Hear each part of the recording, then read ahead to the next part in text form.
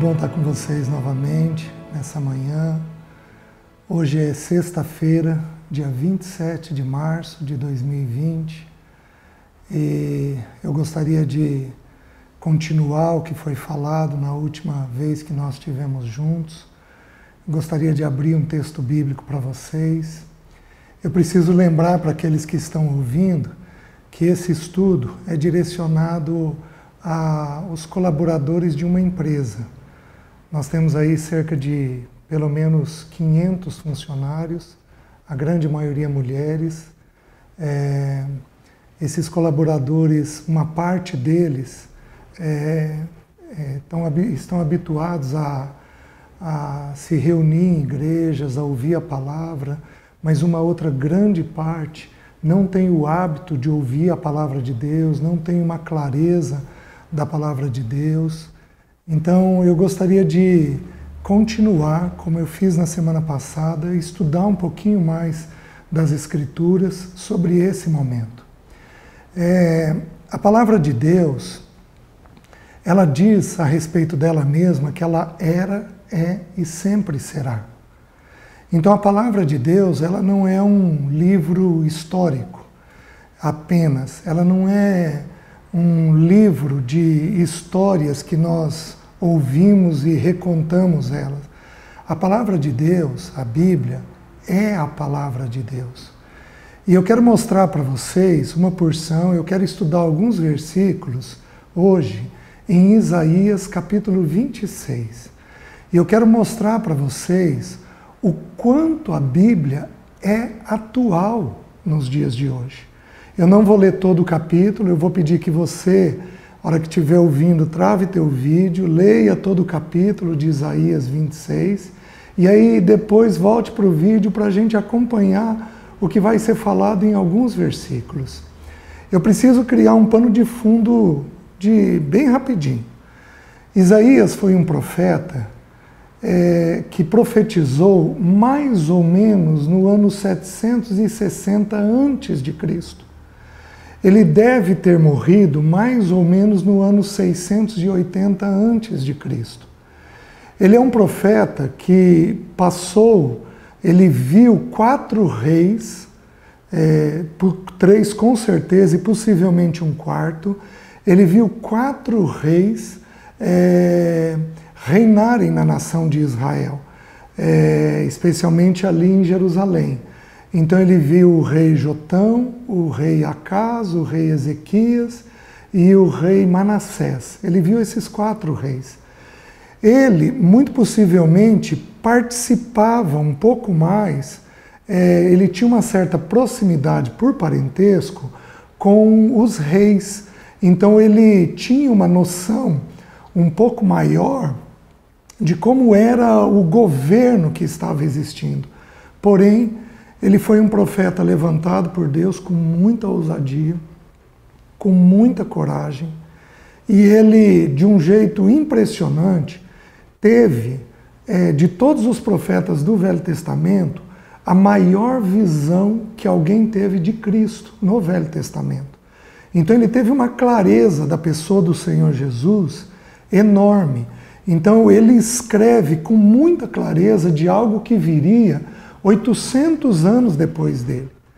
Então, nesse período que ele viveu alguns períodos de guerra, de pré-guerra, onde havia aquela possibilidade da guerra, e até um período em que ele esteve sujeito à invasão, os reis viveram isso e ele estava perto dali. E há um texto que diz assim: aquele que for para a guerra, irá para a guerra. Aquele para a espada, para a espada. Aquele para a fome, para a fome. E aquele para a peste, para a peste. Então, em período de guerra, nós temos inclusive peste, porque morrem muitas pessoas. E os corpos nem sempre podiam ser sepultados. Então, eles também tinham que conviver com a peste, com a praga, coisa que nós estamos vivendo hoje. Então, tendo em vista esse pano de fundo, de que ele foi um profeta que viu Cristo, antes de Cristo ter vindo, de que ele foi um profeta que viveu em períodos de guerra, de que acompanhou vários reis. Tendo isso em mente, eu queria mostrar para vocês a atualidade das Escrituras. Olha o que o texto bíblico diz. Isaías 26, versículo 20 e 21. Diz assim: Vai, pois, povo meu, entra nos teus quartos e fecha as tuas portas sobre ti. Esconde-te só por um momento, até que passe a ira. Olha o que o texto bíblico está dizendo. Está dizendo que é para nós entrarmos dentro de casa, fecharmos a porta, nos escondermos por um momento, até que passe a ira. Então, o texto está, se ele fosse escrito hoje, ele seria um texto que corresponde ao que a humanidade está vivendo. Nós temos 1,5 bilhão de pessoas na China recolhido, nós temos agora 1,3 bilhão de pessoas recolhidas na Índia, nós temos 210 milhões de pessoas recolhidas no Brasil, nós temos quase 300 milhões de pessoas recolhidas na América do Norte, nós temos um número infendável de pessoas recolhidas na Europa. Meus queridos, o mundo todo se recolheu em casa. O texto bíblico, ele mostra isso com muita clareza. Vai, povo meu, entra nos teus quartos e fecha as tuas portas. Esconde-te só por um momento, até que passe a ira. A Bíblia, ela é presente, ela é verdadeira, ela é atual, ela é do dia de hoje. Nós temos que entender que esse Deus que nós amamos na Bíblia, ele era, ele é e ele sempre será. Então, o que ele comunicou lá atrás, ele comunica até hoje conosco. Não há nada novo debaixo do sol. O que nós estamos fazendo hoje, Deus já havia feito a nação de Israel fazer lá atrás. Então, eu quero que você olhe que essa Bíblia que nós amamos, esse Deus que nós amamos, esse Jesus em quem Deus é conhecido, porque Deus habita na face de Cristo, esse Jesus que nós amamos, ele é presente, ele é real. E o texto dele, não é nosso, o texto dele diz que é para nós nos recolhermos até que passe a ira. Então o que nós estamos fazendo? Obedecendo às ordens de saúde, nós estamos recolhidos. Mas nós também temos que entender que nós estamos obedecendo a uma ordem espiritual, porque há períodos que nós temos que nos recolher, que nós temos que nos isolar e que nós temos que procurar a Deus. E aí eu vou mexer num texto que é delicado, mas que eu considero importante. O texto diz assim: Pois eis que o Senhor sai do seu lugar, versículo 21. Pois eis que o Senhor sai do seu lugar para castigar a iniquidade dos moradores da terra. A terra descobrirá o sangue que embebeu, e já não encobrirá aqueles que foram mortos. Então o texto está dizendo, no versículo 20, diz que até que passe a ira. E no versículo 21, está dizendo que o Senhor sai para castigar os moradores da terra. Queridos, nós temos que entender uma coisa. Não cai um fio de cabelo sem que Deus o permita. Não cai um pardal sem que Deus dê o consentimento. O sol nasce porque Deus dá ordem para ele para nascer. As estações existem porque Deus prometeu, depois do dilúvio, que haveriam estações. Ele diz que sempre haveria estações. Nós temos um pouco do final do tempo mais aquecido e tudo, porque é final do tempo, o Senhor Jesus está para voltar, mas o fato é que as estações existem porque Deus prometeu, lá em Gênesis, que nunca haveria de deixar de ter as estações. Porém, nós também temos que entender que o mesmo Deus que é amoroso e gentil é um Deus que julga o pecado da humanidade. A humanidade tem vivido distante de Deus. Pensem comigo, O vírus começou na China, que em função do regime comunista, é um povo que não permite que a nação tenha acesso a conhecer a pessoa de Jesus. Depois foi para a Europa, que é o berço do cristianismo, exatamente onde o povo se afastou e se tornou ateu. Depois foi para a América do Norte, que é uma nação dita cristã, porém completamente afastada de Deus por causa de um ídolo chamado dinheiro. Eles pensam nisso o tempo inteiro. E agora vem até a América Latina, para que nós vejamos o nosso coração e compreendamos. Nós temos que entender que se nós fôssemos considerar, parece estranho que um Deus amoroso possa trazer juízo, mas pensa comigo, raciocina comigo. Um Deus de amor não traz morte. E isso é o que algumas pessoas estão dizendo. Então a situação presente não tem nada a ver com o juízo de Deus. Isso daqui é uma coisa normal da vida. Pensa comigo, se um Deus de amor pode ou não trazer juízo. Se você considerar a tua vida apenas estes 80, 90 anos, então Deus teria que preservar a nossa saúde. Mas se você considerar que há uma vida depois dessa, uma vida eterna, em definitivo, e uma vida que para ser vivida lá é definida aqui. Ou seja, é aqui que eu defino se eu vou estar com Deus ou não. Se você considerar que há uma vida posterior, então o que Deus está fazendo hoje é um ato de misericórdia. Por quê? Porque Ele está chamando de volta as pessoas a si mesmo. Quantas pessoas, quantos idosos na Espanha, na Itália, na própria China, no Brasil, que está começando a ter os óbitos agora, quantas pessoas que estão morrendo, você acha que não fizeram uma oração de arrependimento ao Senhor? Quantas pessoas não morreram salvas depois de terem uma vida longe de Deus, porque Deus as salvou no último momento? Então, se nós considerarmos que há uma vida posterior, que há uma vida eterna a ser vivida, o juízo de Deus é um ato de misericórdia dele com nós e com a humanidade. Por quê? Porque Ele está nos preservando para a verdadeira vida. Isso é um pouco assustador para aqueles que não conhecem a Deus? É. Porém, é um caminho de abertura. É um caminho de abertura para nós ajustarmos o nosso coração agora diante de Deus. Você está entendendo? Então não olhe o juízo de Deus assustado. Olhe o juízo de Deus como uma possibilidade de você colocar em ordem a sua vida e a vida da sua família. Então agora, eu comecei no final do texto. Agora eu vou para o início do texto de Isaías. Isaías, capítulo 26, versículo 1 e 2, diz assim: naquele dia se entoará este cântico na terra de Judá. Temos uma cidade forte.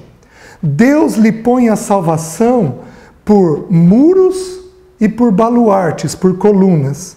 Abri vós as portas, para que entre a nação justa, que guarda a fidelidade. Ele está dizendo que nós temos condições de, nesses dias que nós entramos em casa, como diz no final do capítulo, nós entoarmos um cântico.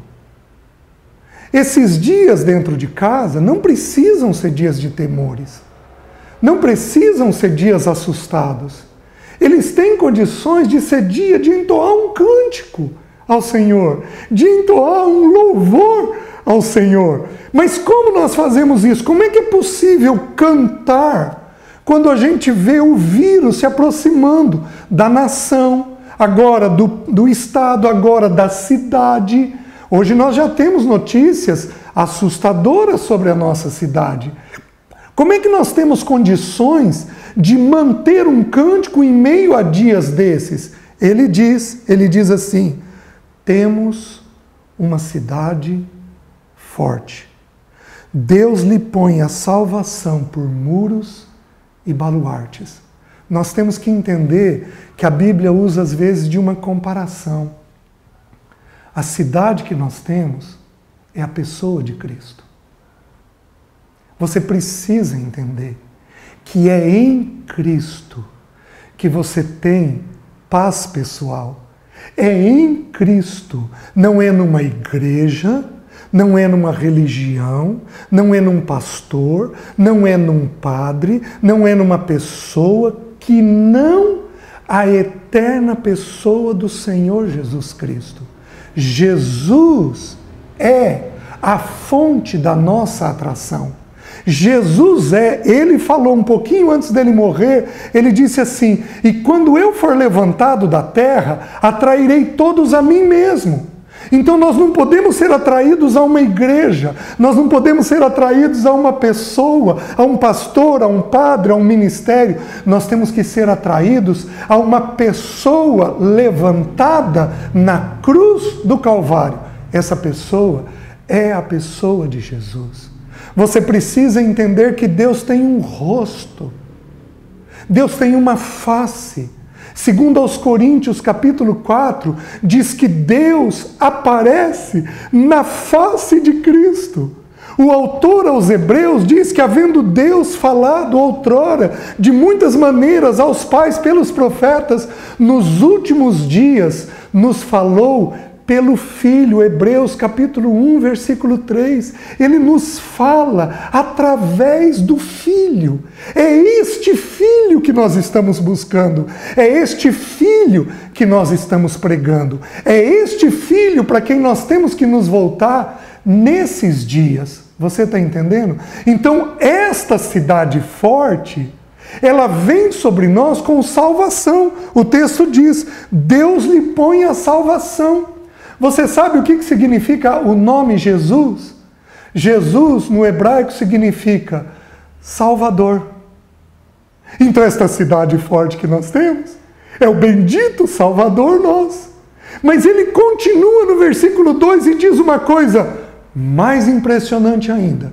Ele diz assim: abri vós as portas, para que entre a nação justa, que guarda a fidelidade.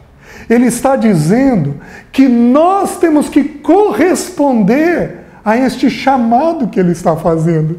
Ele está dizendo que nós temos que dar um sim a este chamado que ele está fazendo. Nós temos que, de alguma forma, responder a isso que ele está fazendo. Esse juízo é para alcançar o nosso coração. Este juízo não é para levar pessoas, para recolher pessoas. Este juízo é para chamar pessoas de volta a Deus. E nós temos que abrir a porta para isso. E aqui eu quero dar duas palavras em separado. Eu quero dar uma palavra para aqueles que têm o hábito de frequentar reuniões de igreja e para aqueles que não vão em reunião de igreja. Então eu quero começar com aqueles que não têm o hábito de ir em reuniões de igreja. Eu quero que você dê uma olhadinha, se for possível, trave o seu vídeo, abra a tua Bíblia, vá até Atos, capítulo 2, o primeiro sermão de Pedro, começando com o versículo 36. Pedro, um homem inculto, um pescador, se levanta diante de toda uma nação. Naqueles dias estava tendo a celebração de uma festa e toda a nação vem até Jerusalém. Então há uma multidão de pessoas. Pedro se levanta, um homem inculto, se levanta com autoridade, ousadia, e ele prega um sermão. Mas nesse sermão ele fala de uma única pessoa. Esse sermão tem um tema: a pessoa de Jesus. E ele encerra esse sermão com este versículo. Diz assim: esteja absolutamente certa, pois, toda a casa de Israel, de que a este Jesus que vós o crucificastes, Deus o fez Senhor e Cristo. nós temos que entender que Jesus não era apenas uma pessoa humana. Que Jesus, por ter se submetido, ele era o próprio Deus. E por ter se submetido a toda a obra que Deus pediu, indo até aquela cruz do Calvário por mim e por você, Jesus se tornou Senhor e Cristo. Ele é Senhor do macro. Por que uma estrela cadente não cai sobre essa terra e destrói ela? Porque o Senhor não permite. O Senhor Jesus. Mas por que um vírus micro pode atingir toda a humanidade? Porque este Senhor permite.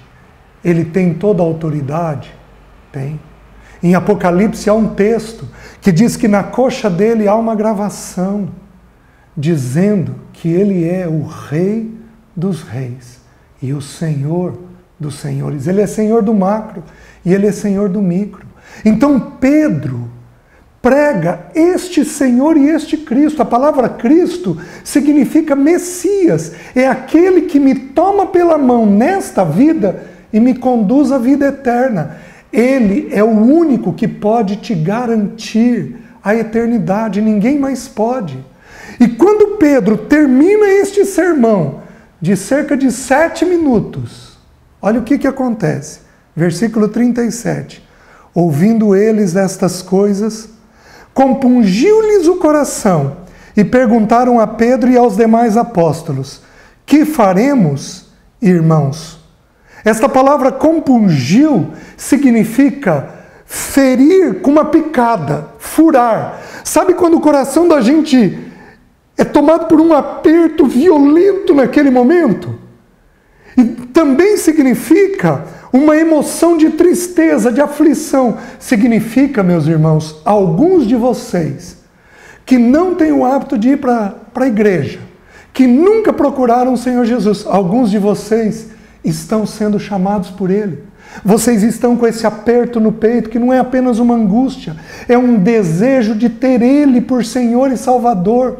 Vocês têm tido uma tristeza do erro de vocês, do pecado de vocês. O que é isso? É o Espírito Santo de Deus compungindo o coração de vocês, ferindo o coração de vocês, trazendo tristeza no coração de vocês. Contra Deus, contra os seus, contra si mesmo. Você precisa, mãe, nascer de novo? Não. Mas eu posso nascer do Espírito. O que é isso? É eu pedir perdão. Jesus levou os meus pecados naquela cruz. E que a partir de hoje, Ele é o meu Senhor. Eu não vivo mais do jeito que eu quero. Eu não vivo mais da maneira que eu quero. Eu não vivo mais da forma que eu quero, mas eu vou passar a viver do jeito que Ele diz. Então o que você vai fazer? Você vai, depois de terminar esse estudo, se você percebe que está sendo chamado por Deus, você vai parar tudo, pôr o seu joelho no chão e orar em voz audível, pedindo perdão a Deus e confessando que Jesus levou os seus pecados na cruz do Calvário. E você vai pedir para que esse Jesus venha fazer habitação dentro de você. E, meus queridos, o texto diz que nós receberíamos o dom do Espírito. Se você nascer de novo, fazendo esta oração, se você tiver de fato esse arrependimento e entender que Jesus é o único mediador, só há um mediador entre Deus e os homens, 1 Timóteo 2,5, que Jesus é o único mediador, você vai então receber o dom do Espírito. Você vai receber o Espírito como habitação dentro de você. E este Espírito vai te dar a paz que você necessita. Então, você precisa nascer de novo. Naquele dia, o texto bíblico diz: então, os que lhe aceitaram a palavra foram batizados, havendo um acréscimo naquele dia de quase 3.000 pessoas. Naquele sermão de Pedro, 3.000 pessoas vieram a Cristo. Todos aqueles que o Espírito já vinha preparando para receberem o Senhor como Senhor e Salvador. Então, dei uma palavra para você que não frequenta nenhuma igreja, que nunca teve uma experiência de novo nascimento com Deus. Porém, agora eu quero dar uma palavra para aqueles que vão na igreja. Eu quero dizer uma coisa para você e para os seus filhos. O texto bíblico diz no versículo 39 assim: porque para vós outros é a promessa, para vossos filhos e para todos os que ainda estão longe, isto é, para quantos o Senhor nosso Deus chamar. O texto bíblico diz que a salvação é para nós e os nossos filhos. Então, para aqueles que não vão em nenhuma igreja, é para você e para os seus filhos. Tome uma decisão você e tome uma decisão você e sua casa. Porém, para aqueles que estão dentro da igreja, nós temos um complicador. Porque às vezes a gente considera que pelo simples fato de estarmos dentro da igreja, somos salvos. E nós não reconsideramos a nossa conduta em Deus. Como é que nós estamos andando em Deus? Se nós estamos julgando os nossos corações, nos arrependendo dos nossos pecados, pedindo perdão daquilo que temos feito. Então eu preciso que você reúna você e seus filhos. E que você examine o seu coração. E que você verifique se a sua casa é uma casa apenas frequentadora de igreja. Ou se a tua casa é uma casa que de fato é convertida. Quando nós somos convertidos, o que ocorre conosco? Nós temos desejo de ler a palavra. Nós confessamos pecados. Nós amamos o Senhor Jesus, falamos do Senhor Jesus, cantamos sobre o Senhor Jesus. Nós não nos aproximamos do mundo, que é uma coisa que a juventude cristã hoje faz, se aproxima do mundo. E vou te dizer que se você é muito próximo do mundo, é um forte sinal de que você talvez não tenha nascido de novo, de que você não tenha tido uma experiência genuína com o Senhor. Então, eu estou pedindo para você examinar o seu coração, examinar o coração do seu cônjuge, examinar o coração dos seus filhos. Filhos, vocês têm tido obediência a seus pais? Porque se você tiver um coração rebelde aos pais, um coração de enfrentamento, de confrontação, isso é um sério sinal de que você não nasceu de novo. Você tem ido para o mundo, filho.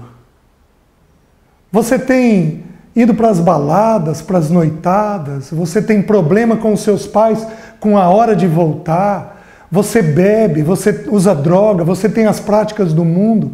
Isso é um sério sinal de que você não nasceu de novo. Isso é um sinal de que se Jesus voltar hoje, você não sobe. Porque você não está preparado. Porque você não o recebeu como seu Senhor e Salvador. Pais, você só trabalha.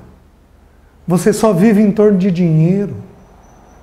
Você não tem tempo para a palavra, para a oração. Isso é um forte sinal de que você ou não nasceu de novo ou se afastou do seu Senhor. Porque quando estamos firmados no Senhor, nós estamos na palavra, na oração, firmados nele o tempo todo. Meu querido, se você tem o hábito de ir para as igrejas, se você reúne nas igrejas, seja ela católica, evangélica, mas você não teve novo nascimento, o chamado para você é um chamado de arrependimento. E aí, lá em Isaías, voltando lá vai dizer assim no texto: abri vós as portas para que entre a nação justa. Quem é a nação justa? A verdadeira igreja. Arrolada nos céus. Então você passará a pertencer a esta verdadeira igreja. Não esta igreja visível. Não esta igreja tão cheia de pecados, mas a verdadeira igreja, que só Deus conhece os que lhe pertencem. Há uma igreja invisível. Esta é a igreja do Senhor. Esta não tem placa denominacional. Esta, o Senhor conhece os que lhe pertencem. E aí, uma vez que nós entramos nessa nação justa, que guarda a fidelidade, olha o que acontece. Versículo 3. Tu, Senhor, conservarás em perfeita paz aquele cujo propósito é firme, porque ele confia em ti. De que jeito que você vai alcançar a paz pessoal? De que jeito que você vai alcançar um coração de paz nesse momento tão delicado e tão difícil? De que jeito que você vai alcançar isso? Você vai alcançar isso nascendo de novo e fazendo parte dessa nação justa. Eu quero orar pelo seu novo nascimento. Eu quero orar para que você que está sendo chamado por Deus, que está compreendendo muito bem o que está sendo pregado, para você que está dentro das igrejas e ainda não teve uma experiência genuína com Deus, ou está tendo uma experiência duvidosa com Deus, eu quero orar para que você seja visitado com arrependimento e para que você tome uma posição de amar a Deus acima de todas as coisas. Vamos orar? Senhor, visita todos os que estão ouvindo esta palavra e visita-os com arrependimento. Visita as famílias com salvação, desde os mais jovens até os mais velhos. Visita-os com salvação.